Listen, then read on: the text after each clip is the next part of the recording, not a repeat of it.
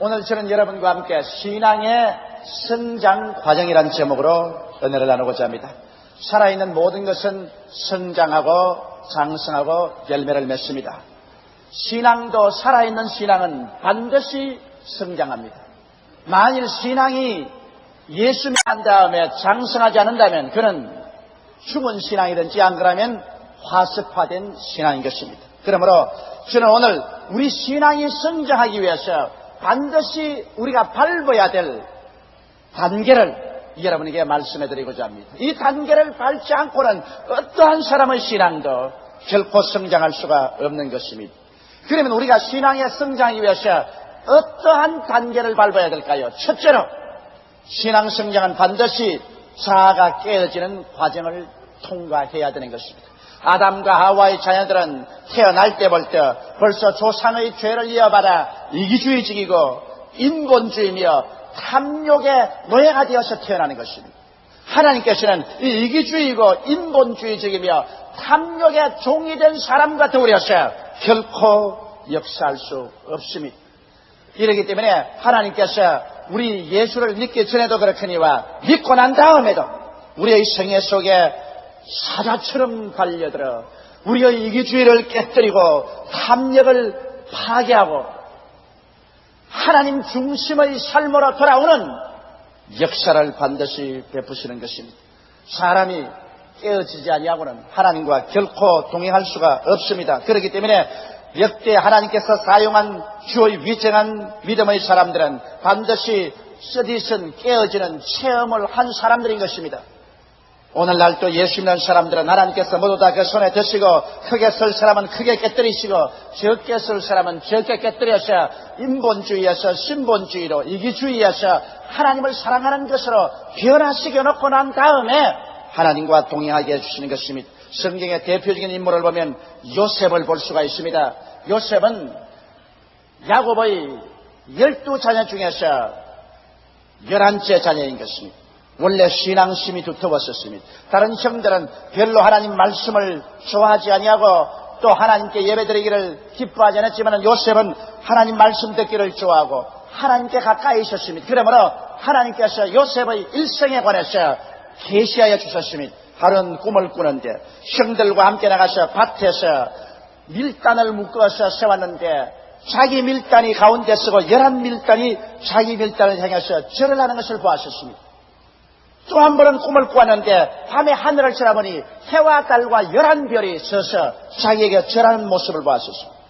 이것은 하나님께서 요셉의 생에 어떠한 일을 이루겠다는 것을 계시해서 주신 것입니다. 그러나 요셉은 아직까지도 이기주의적이고 인본주의적이며 욕심이 있었습니다. 그것을 자기 마음속에 감추어 놓았으면 좋아할 것인데 아버지와 형제들에게 식사할 때 이것을 자랑했었습니다. 그 결과로 형제들이 마음속에 독한 시기를 가지게 된 것입니다. 그리고 그 동생 요셉을 미워한 것입니다. 한 번은 형들이 다 나가서 목축을 하고 있는데 아버지께서 음식을 주시면서 형들의 안부를 물어오고 이 음식을 갖다 주라고 하셨습니다. 아버지는 요셉을 사랑해서 색동옷을 입혔는데 그 옷을 입고 음식을 가지고 형들의 목축 현장에 가니까 형들이 당장 보고 저 꿈꾸는 자가 온다. 저 꿈쟁이를 우리가 죽여버려서 꿈이 어떻게 되는가 보자. 요셉이 가까이 오자 형들이 달려가서 그 음식을 빼앗고 옷을 벗겨서 찢어버리고 알몸된 요셉을 마른 우물에 던져 넣어버렸습니다. 캄캄한 우물 밑바닥에서 그는 형들이여 나를 살려달라고 고함쳐도 형들이 아랑곳하지 않았습니다. 형들이 점심을 먹고 있는데 마침 아라비아 대상이 지나가는 줄아 그 중에 한 사람 형이 말하기를 우리 요셉을 저렇게 죽이지 말고 끌어내어서 아라비아 대상에게 팔아먹자. 종으로 끌려가 버리면 자기 꿈이 이루어지지 아니할 것이라고 했었습니다. 그 말에 동의를 하고 요셉을 끌어올려서 아라비아 대상에게 돈을 받고 팔아버렸었습니다. 아라비아 대상은 마침 애굽에 향료를 팔려가는 길이라 데려가서 애굽의 바로 왕의 시위대장인 보디발에게 종으로 팔아버리고 말한 것입니다. 그 당시에 종이란 것은 짐승만 못했었습니다. 주인의 소유가 되면 주인이 시키는 대로 해야만 됐었습니다. 여기에서 17살 난 호사스럽게 자란 요셉은 보디발의 종으로 들어가서 뼈가 어스러지도록 노동을 하면서 기나긴 11년의 세월 동안 눈물로 밥을 삼고 지난 것입니다. 그런 동안에 요셉은 깨어졌었습니다. 이제는 자기 중심의 생활도 깨어지고 고집도 깨어졌었습니다. 인본주의도 깨어졌었습니다. 사나 죽으나 하나님께 의지하고 하나님을 바라는 신앙이 그 마음속에 자라기 시작한 것입니다. 그러고 난 다음에 이제 요셉이 신임을 받아서 좀 살만하자 말자, 또다시 보디발의 아내의 모함을 받았어요. 그런 억울하게 누명을 덮으시고 보디발의 진노를 사서 많이 얻어맞고 시위대 감방에 갇혀버리고 말한 것입니다. 시위대 감방에 갇히면 그것은 세월이 아무리 흘러가도 나올 가망성이 없습니다. 그래서 요셉은 그 감옥에 들어갔어요. 1년이 지나고 2년이 지났었습니다. 희망이 없는 세월 속에 그는 썩어가고 있었습니다. 그러는 동안에 하나님께서 역사하셨어요. 요셉이 깨어졌어요. 살든지 죽든지 흥하든지 망하든지 승하든지 쇠하든지 주님 중심으로 서게 변화가 되자 하나님께서는 요셉을 끌어내어서 애굽의 국무총리로 만들어버리고 말한 것입니다. 이러므로 하나님께서는 어떠한 사람도 사용할 사람은 그 사람이 윤리와 도덕적으로 아무리 깨끗하게 살았다고 할지라도 그 인격적으로 깨어져야만 할 수 있는 것입니다. 이렇기 때문에 주님께서는 우리에게 달라들어서 마치 사자와 같이 우리들을 깨뜨리시는 것입니다. 이러므로 깨뜨림을 받지 아니한 사람치고 하나님께서 사용하는 사람은 없습니다. 예수를 구주로 믿은 사람들은 모두 다 여러분의 신앙 과정에서 반드시 시험과 환난을 통하며 혹은 물을 통하고 불을 통하면서 여러분의 고집이 깨어지고 인본주의가 깨어지고 탐욕이 깨어지고 하나님 중심으로서는 신앙생활로 들어가는 훈련을 받게 된다는 것을 여러분 마음속에 알게 되시기를 주의 이름으로 축원합니다. 둘째로 우리가 마음이 깨어지면은 그 다음 하나님께 대한 무조건적 신앙을 얻을 수가 있게 되는 것입니다. 깨어지지 않은 사람은 하나님 앞에 말이 많습니다.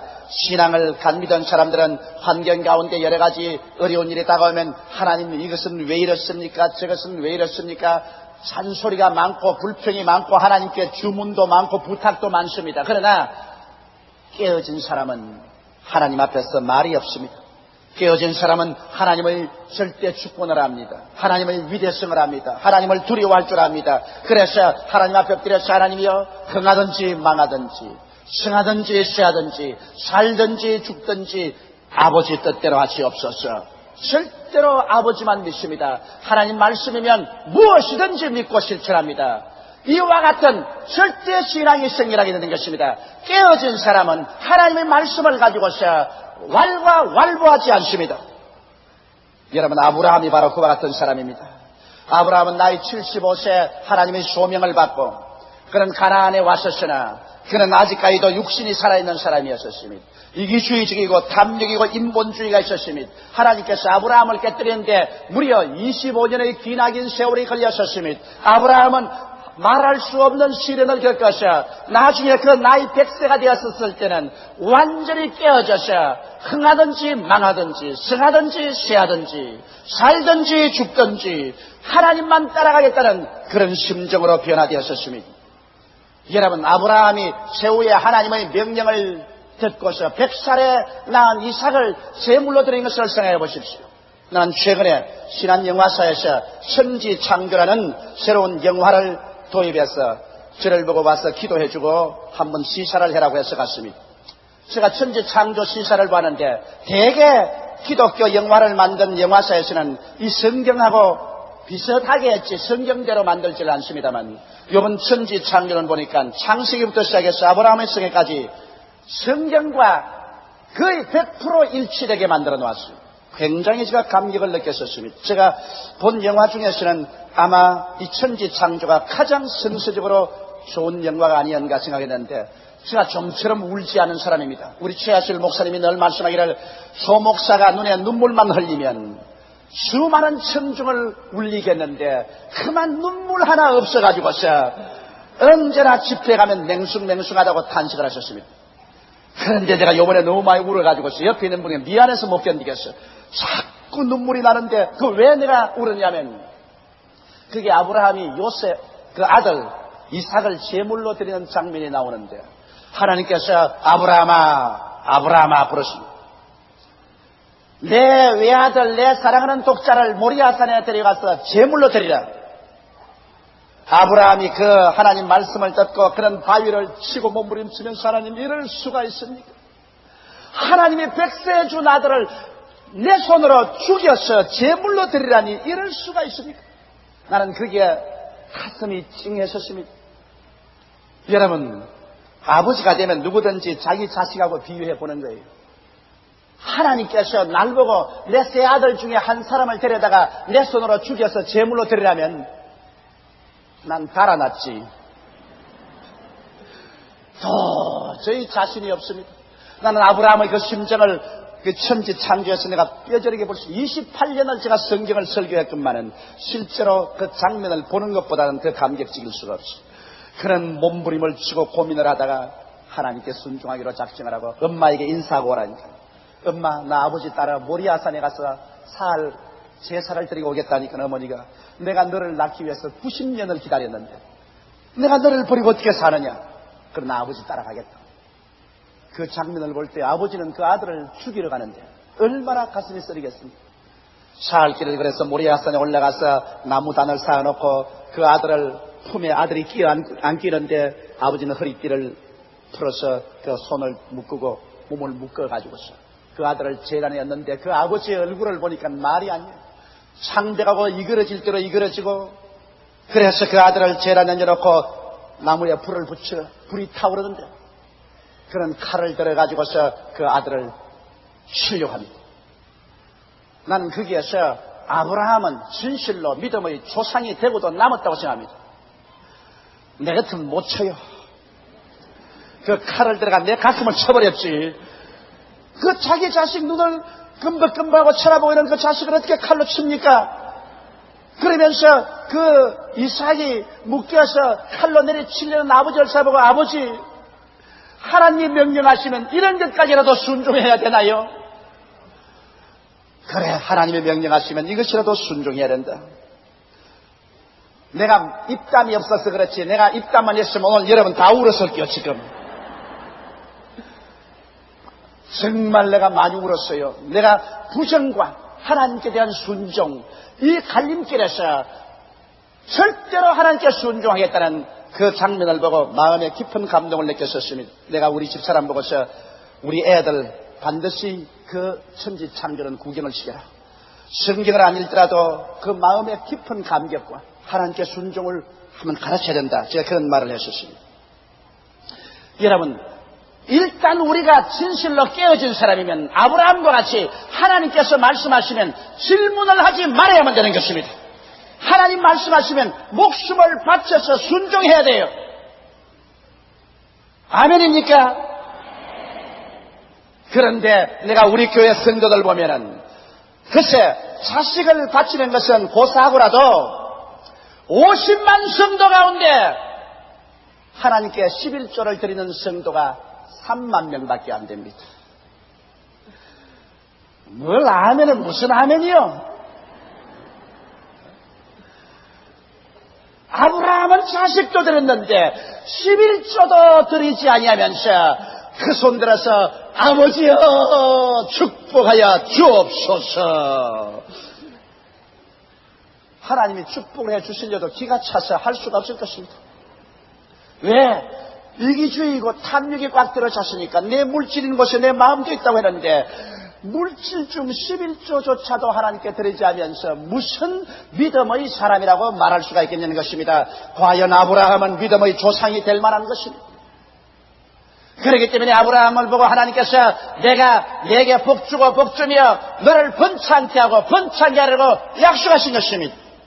이러므로 여러분 우리가 신앙이 성장하는 과정에서는 우리가 깨어져서 하나님의 명령이면 두말하지 아니하고 변명하지 아니하고 논쟁하지 아니하고 전폭적으로 순종하는 믿는 이러한 사람이 되어야만 되는 것입니다.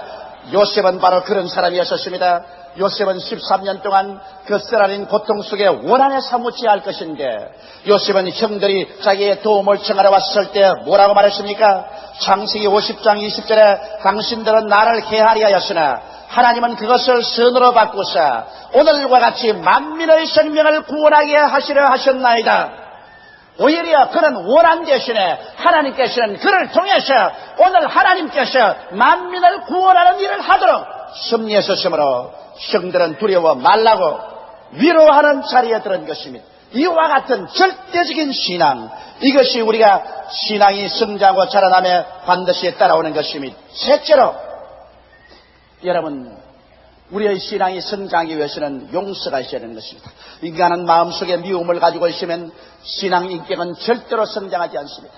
모든 만물은 서로 용서합니다. 전화가 나서 산천초목이 다 타버리고만 남아도 이듬해 봄이 되면 다시 이름 모를 풀이 솟아나고 꽃이 그 황폐한 산과 들을 덮어서 치료해주고 마는 것입니다.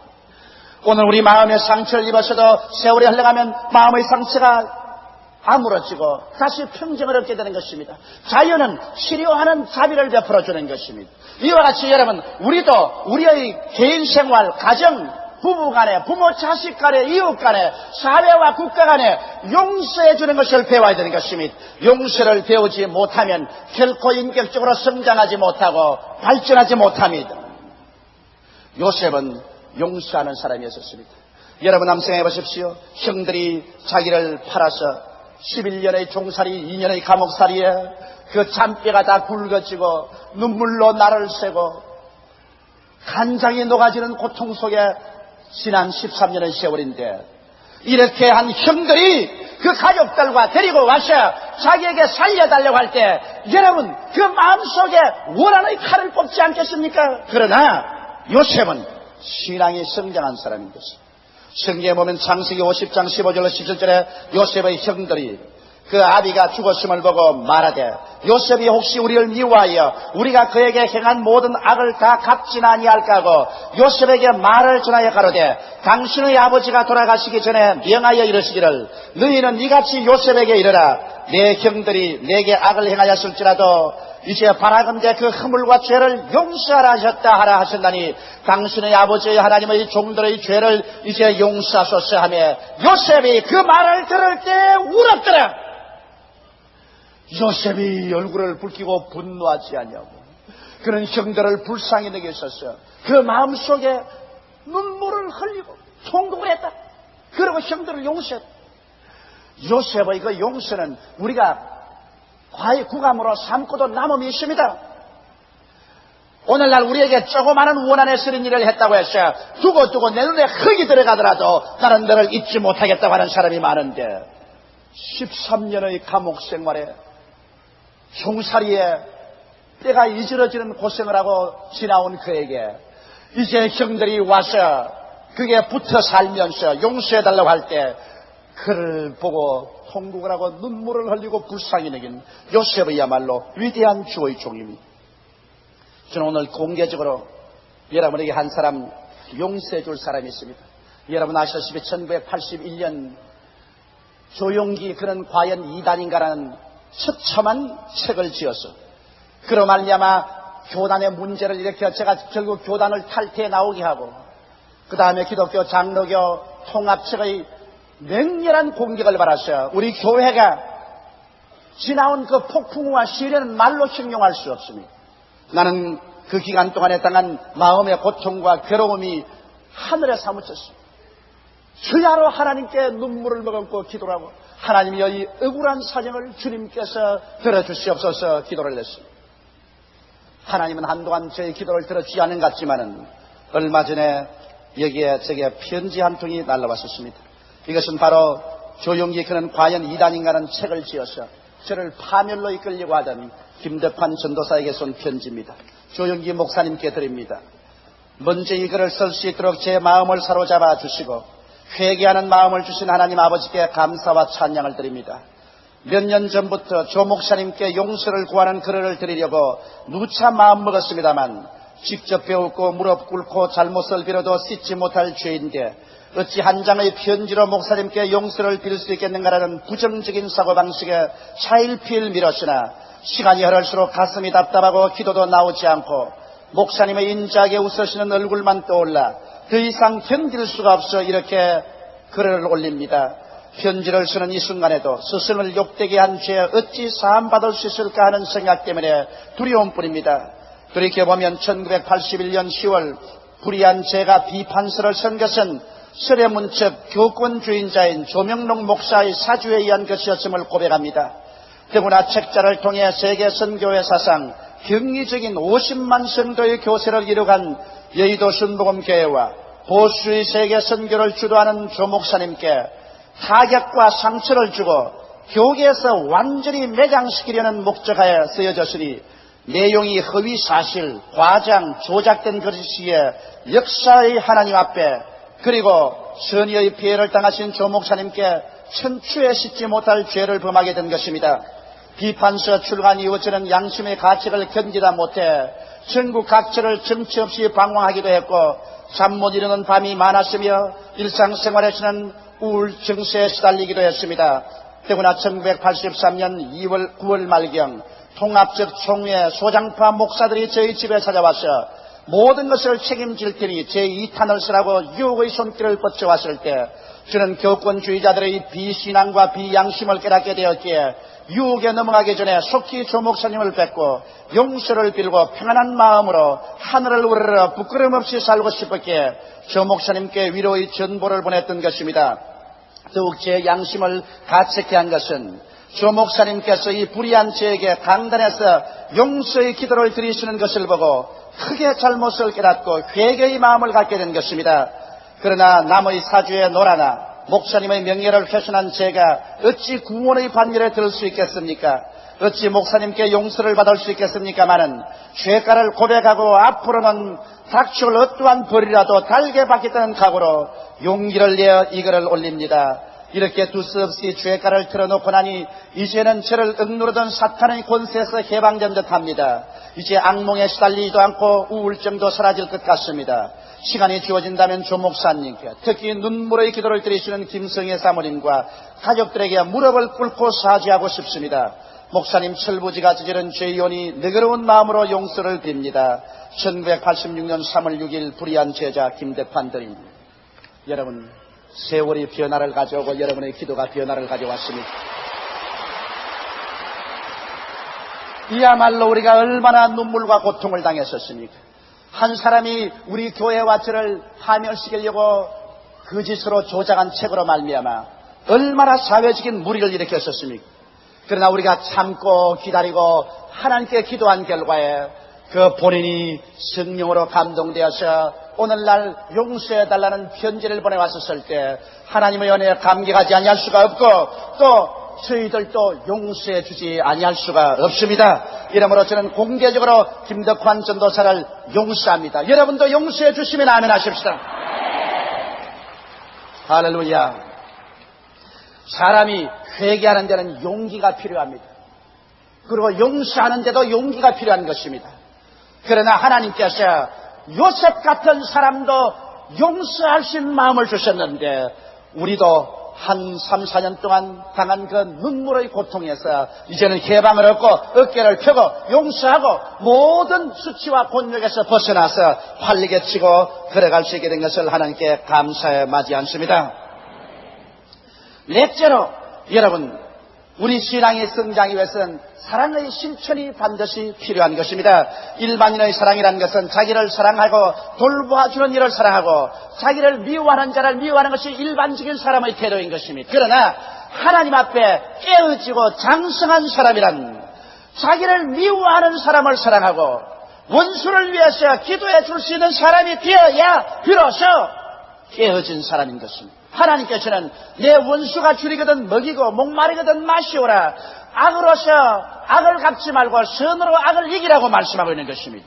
이러기 때문에 깨어진 자의 사랑이란 자기를 미워하는 자를 사랑하고 원수를 위하여 기도하는 것입니다. 여러분, 요셉이 그 형들에게 한 말을 한번 들어보십시오. 창세기 50장 21절에 당신들은 두려워 마소서 내가 당신들과 당신들의 자녀를 기르리이다 하고 그들을 강력한 말로 위로하였더라. 자기를 죽이려고 한 사람들을 위로해서 말하기를 당신들을 기르고 내가 당신들 자녀들을 길러주겠다. 그러므로 두려워 말라. 이것이 실천적인 사랑이 아니고 무엇이겠습니까? 이와 같은 사랑이 있어야 비로소 장성한 신앙인이요 장성한 교회요 그러한 사랑을 가지고 나가면 모든 문제가 해결될 수 있는 것입니다. 인간 문제의 해답은 미움은 대화의 단절과 상호 파멸의 멸망을 가져오지만은 사랑만이 이해와 타협과 문제의 해답을 가져옵니다. 오늘 우리 한국의 여당과 야당이 충돌하고 사회적인 여러 가지 혼란과 무리가 일어나고 있지만은 이 문제의 해답이 어디에 있겠습니까? 사랑을 하면은 문제가 해답될 수가 있는 것입니다. 마음에 사랑이 있으면 서로 대화를 하고 서로 조금씩 양보하고 서로 조화를 한다면 문제가 해결됩니다. 그러나 사랑을 제껴버리고 미움과 이기주의와 경쟁심만 가진다면 서로 물고 찌면 서로 다 망하고 마는 것입니다. 문제의 해답은 사랑에 있는 것입니다. 하나님께서는 우리들 모두가 신앙에 성장하여 그리스도의 충만한 분량까지 자라기를 원하시고 계십니다. 그러므로 하나님이 성장케 하는 이 네 가지 과정에 여러분께서 한 사람도 빠짐없이 다 동참하게 되시기를 주님의 이름으로 축원합니다. 우리는 주 앞에서 깨어지고 절대적인 순종과 신앙으로 돌아가며 용서하고 사랑함으로 말미암아 그리스도의 분량까지 자라나셔 하나님 앞에 칭찬과 영광을 받는 여러분 되시기를 주님의 이름으로 축원합니다. 우리 다 같이 고개 숙여 기도드리겠습니다. 사랑이 많으시고 거룩하신 우리 아버지 하나님, 하나님의 긍휼과 자비를 생각할 때 많이 비신들 무엇으로 다 감사하고 찬송하오리까? 우리는 다 아담의 후예로서 인본주의적이고 이기주의며 탐욕주의적인 인간들입니다. 내 아버지는 예수를 믿고 난 다음에도 역시 이 탐욕과 이기주의가 떠나지 않은 우리들을 주께서 깨뜨려 주시옵소서. 하나님 아버지여, 주께서 많이 쓸 사람은 크게 깨뜨리시고 적게 쓸 사람은 적게 깨뜨림을 합니다. 깨어지지 아니하고는 하나님 앞에 결코 쓸 수 없다는 것을 알게 도와주시옵시고, 우리가 시험과 환난을 당하여 깨어질 때 낙심하지 말고 오히려 하나님께 감사하는 우리들이 되게 도와주시옵소서.